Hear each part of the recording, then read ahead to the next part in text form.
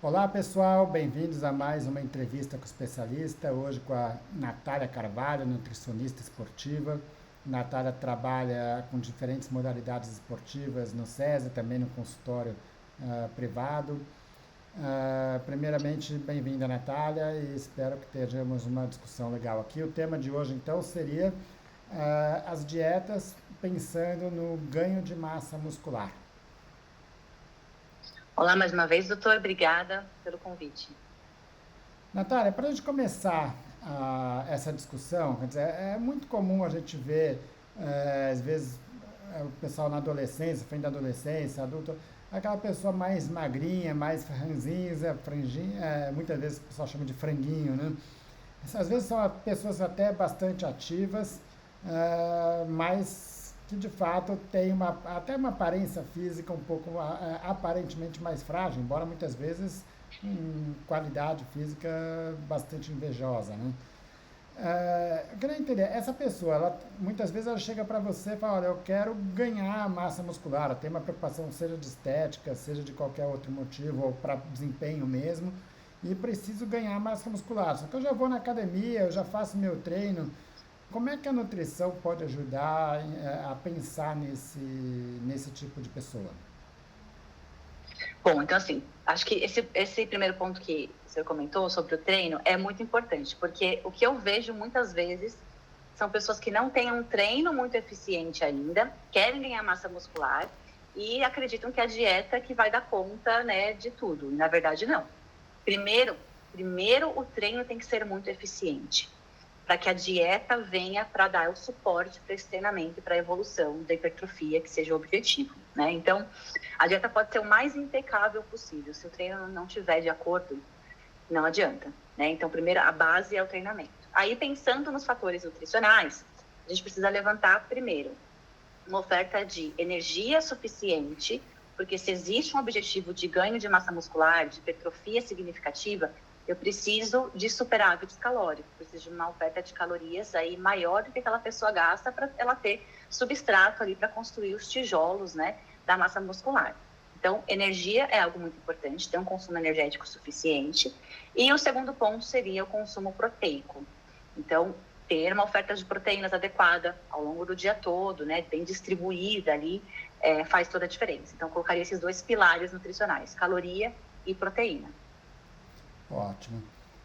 Acho que é legal esse ponto, porque normalmente quando a gente ouve falar em orientações para dieta, ganho de massa muscular, a gente fala muito da proteína, né? Quanto de proteína precisa? Parece que quanto mais proteína, melhor para ganhar massa muscular. Agora, e o carboidrato? Quer dizer, o carboidrato ele vai engordar, as pessoas associam muito o carboidrato com ganho de peso e vai fazer uma atividade física que, teoricamente, tem uma demanda energética menor ou não, né? Como é que funciona o carboidrato? Qual a importância dele para aquele atleta que está querendo, como foco principal, o ganho da massa muscular? Bom, eu colocaria dois papéis fundamentais aí. Então, o primeiro deles seria a energia para treinar bem. Então, o carboidrato entra realmente como um combustível, né? Principalmente pensando em treinamento de força, o glicogênio muscular, ele é uma fonte importantíssima de energia para ter para o treino, né? Para executar bem a sessão de treino. Então, o primeiro ponto seria realmente a energia. E o segundo ponto é que carboidratos de boa qualidade, né? Não açúcar, nada disso, mas carboidratos de boa qualidade, eles ajudam a dar um suporte calórico. Então, a gente consegue, porque a proteína, realmente, né? Não precisa aumentar muito a proteína. Tem uma recomendação específica para ela, mas o carboidrato ele pode ajudar a aumentar o valor calórico daquele planejamento alimentar. Então, seriam esses dois pontos ali que eu acho que são papéis importantes. Dar energia para uma boa sessão de treino e ajudar nessa questão da elevação da quantidade calórica ali que é necessária para ter o ganho de massa muscular. Ótimo. Bom, não vou nem falar de esteroide anabolizante, que muitas vezes é usado em academia quase como um suplemento.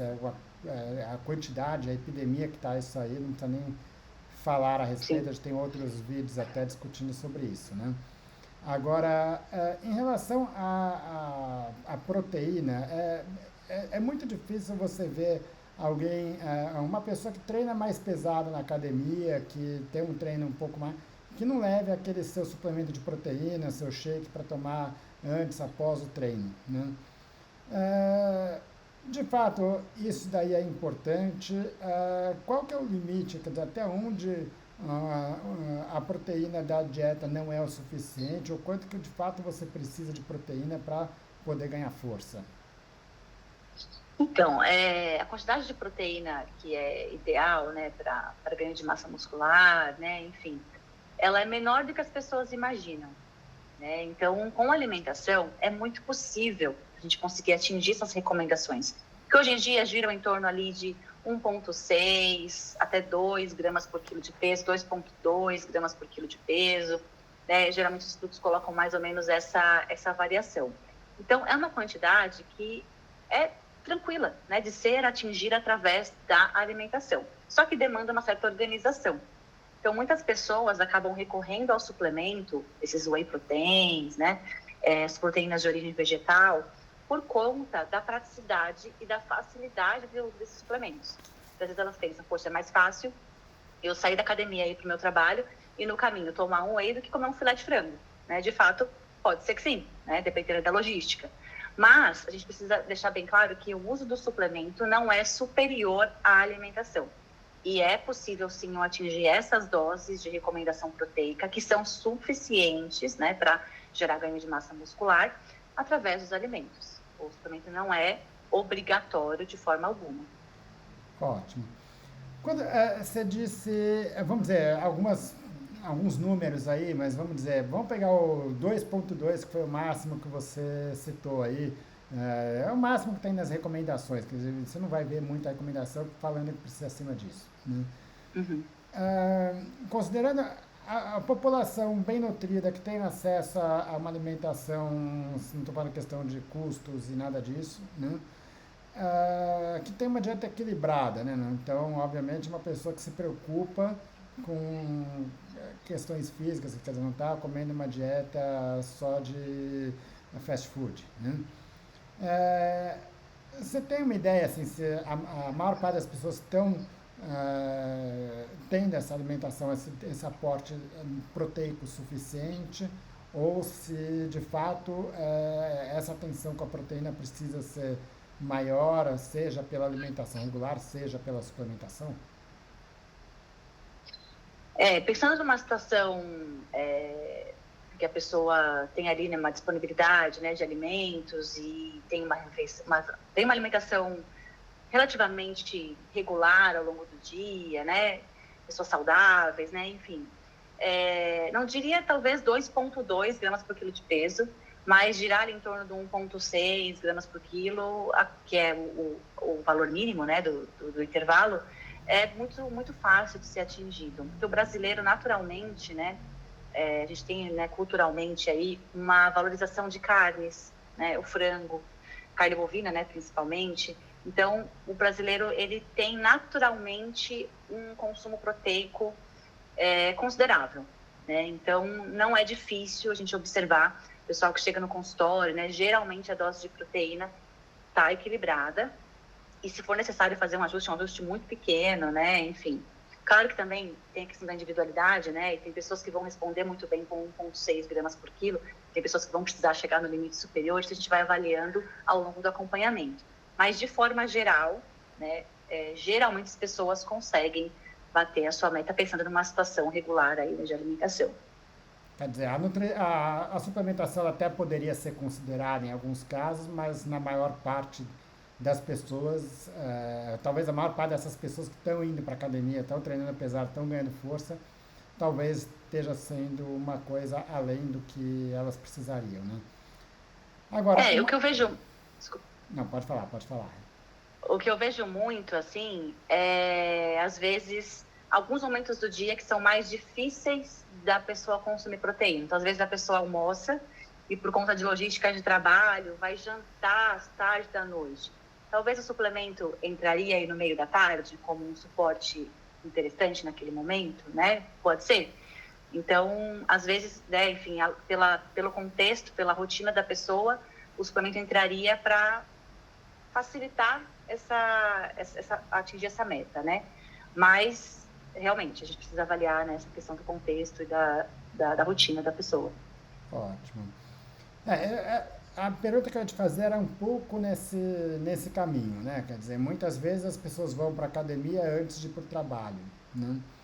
E é muito fácil você levar um sanduíche para comer no carro, comer no caminho, enfim. O carboidrato não é um problema, né, para você ter uma alimentação. Agora, a proteína é um pouco mais difícil você levar um alimento, não um suplemento, um alimento regular, rico em proteína, para comer no pós-treino. Talvez uma barra de cereal, algumas coisas nesse sentido. Agora, nesse ponto, quer dizer, qual que é a importância de fato da proteína pós-treino para esse ganho de força? Ou seja, aquela pessoa que tem um balanço proteico adequado ao longo do dia, mas que vai para um treino e que daquele treino ele vai trabalhar e talvez não tenha até uma alimentação, mas não tenha proteína naquele momento. Então, antigamente falava-se da janela de oportunidade, né? Que assim que você acaba a sessão de exercício, você precisa ter um consumo ali imediato de proteína, porque senão você não vai conseguir dar suporte, né, para todo o estímulo para hipertrofia, para ganho de massa muscular. Na verdade, hoje a gente já sabe que existe, não é uma janela de oportunidades, né? A gente tem muitas horas ainda depois da sessão de treinamento que o músculo está se recuperando e está ali mais sedento, digamos assim, por aminoácidos que poderiam levar, né, claro, em longo prazo, para o processo de hipertrofia. Quando a gente fala aí, né, enfim, de algo mais imediato, seria para a síntese proteica pós-exercício. Então, o que acontece? Se a pessoa acabou a academia e ela vai levar ainda ali 1h30, 2 horas para fazer o almoço, não teria problema prático ela ficar esse período sem comer a proteína, porque ela vai ter um almoço subsequente que vai ter a proteína. Tá? Então, hoje em dia, a gente cai um pouco por terra essa recomendação de ter que ser algo tão imediato no pós-exercício. A gente pode esperar ali, você chegar em casa, tomar um banho, preparar uma refeição, né? Então, não precisa ser o suplemento. Como a gente vê muitas vezes, né, a pessoa já tomando whey protein, já saindo da porta da academia para a rua, né?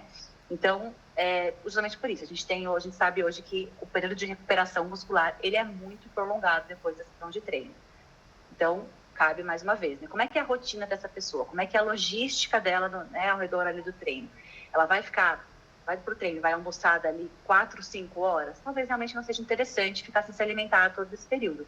Mas se for 1h30, 2 horas depois, não tem problema ela esperar para fazer uma refeição seguinte e tirar, talvez, aí esse suplemento de algo tão imediato.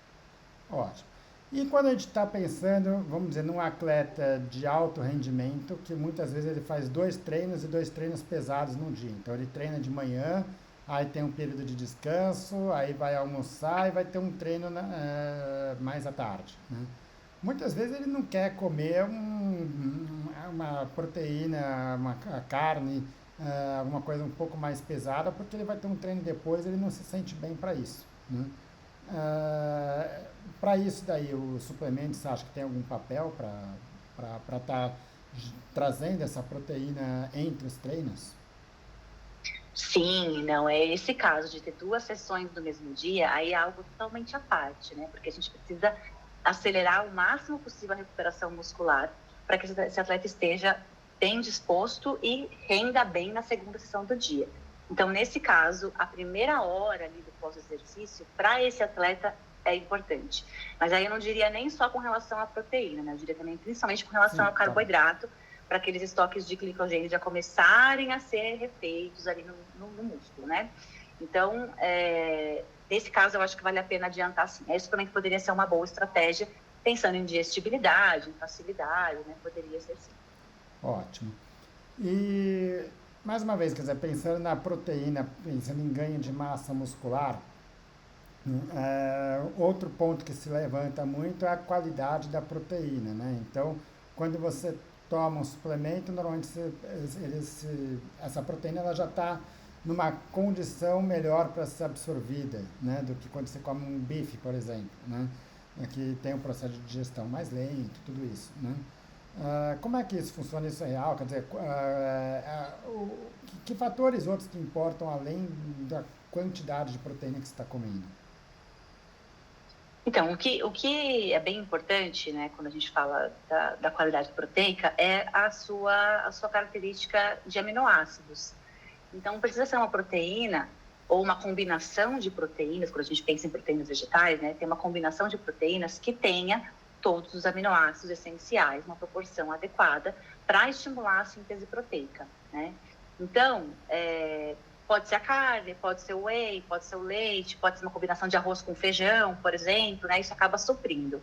Então, o primeiro ponto é avaliar essa questão do aminograma, né? De como que é a distribuição de aminoácidos dessa proteína, dessa fonte proteica. E hoje a gente sabe que tanto proteínas de origem animal quanto de origem vegetal, quando combinadas, trazem esse suporte, né, para a síntese de proteína. Agora, com relação a... Desculpa, como que era a mesma pergunta? É que outros fatores que vão influenciar, quer dizer, não só a quantidade de proteína, mas... Sim, sim. O tipo, né, da exato, proteína. exato. Com relação para pessoas saudáveis, que não tem nenhum tipo de, digamos, de dificuldade de absorção intestinal, pode ser a proteína intacta perfeitamente. Então, a carne não vai diferir de um whey protein isolado ou hidrolisado, né, que tem ali já os aminoácidos livres. Para pessoas saudáveis, isso acaba não causando um impacto significativo, não tem uma diferença significativa no momento de estimular a síntese proteica ou de levar ao ganho de massa muscular. Quando a gente pensa em pessoas que têm questões intestinais, né, relacionadas à absorção, aí uma proteína hidrolisada, por exemplo, pode ser interessante. Mas aí a gente está falando de pessoas, né, que têm características clínicas específicas. Tá ok. Bom, uma última pergunta então, Natália. Acho que muitas das pessoas que estão ouvindo aqui, dos atletas que a gente vê por aí, faz o uso de suplementos de proteína, tem uma alimentação rica em proteína e talvez isso não seja tão bem avaliado, tão bem... É uma coisa meio, precisa fazer, isso vai me ajudar e essa ideia, e aí isso que leva elas a estar consumindo essa quantidade de proteínas que em muitos casos bastante superior àquilo que é recomendável, né?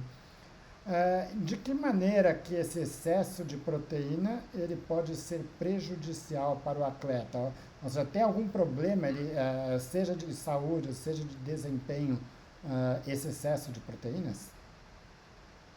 Bom, primeiro que, assim, exagerar na proteína, né, não vai ter nenhum benefício adicional para ganho de massa muscular, performance, né, os excessos, eles vão ser eliminados na urina, mas quando a gente fala de consumo proteico realmente excessivo, né, significativamente excessivo, aí a gente pode ter, sim, uma relação de saúde, né, envolvida, por exemplo, aumento do ácido úrico, impacto em função hepática, um possível impacto em função renal, mas isso a gente está falando de excessos, né, proteicos por um período prolongado. Mas vale lembrar que qualquer excesso, por mínimo que seja, por menor que seja, né, vamos supor que a pessoa está consumindo ali uma dose de proteína numa refeição só, que a capacidade máxima de absorção dela não consiga, né, ter essa absorção. Isso vai ser eliminado na urina. Então, até que ponto vale também a pena exagerar na quantidade, mesmo que seu corpo não vai estar utilizando aquilo de forma eficiente. Segundo, que se realmente gerar um excesso muito grande, tem essas complicações de saúde que eu citei. Ótimo. E esse daí, você vê esse tipo de excesso no consultório, no dia a dia? Ou, de fato, é uma coisa mais teórica que a gente não vai estar vendo isso? Eu já peguei um caso de uso de... o paciente estava consumindo 7 gramas por quilo de peso de proteína por dia. Isso é algo que foge completamente do que a gente tem de literatura, né? Imagina, é algo, assim, irreal, né? Então, mas existe ainda esse mito, né, em torno de se eu quero ganhar massa muscular, quanto mais proteína, melhor. E, na verdade, a gente sabe que não é bem assim. Ótimo. Quer dizer, chegar naquele nível de 2,3, 2,5, 2,7 é mais do que as pessoas precisam, não vai ter nenhum benefício com isso, mas também não vai ter nenhum problema maior para uma pessoa saudável, em princípio, né? Sim, sim, Agora, sim, sim. quer dizer, não é com esse excesso que a gente está preocupado, mas sim, de fato, com aquela pessoa que acha que quanto mais proteína, melhor. Exato, exato. Seria realmente um excesso muito grande, né, na alimentação. Natália, legal. Acho que era um pouco essa discussão que a gente queria ter. Acho que foi bastante proveitoso aí para isso. Espero que tenha direcionado, ajudado muita gente a pensar na sua alimentação dos nossos atletas aqui. E agradecer aí pela disponibilidade e contar com você em outros momentos novamente. Obrigado mais uma vez. Obrigada mais uma vez, doutor.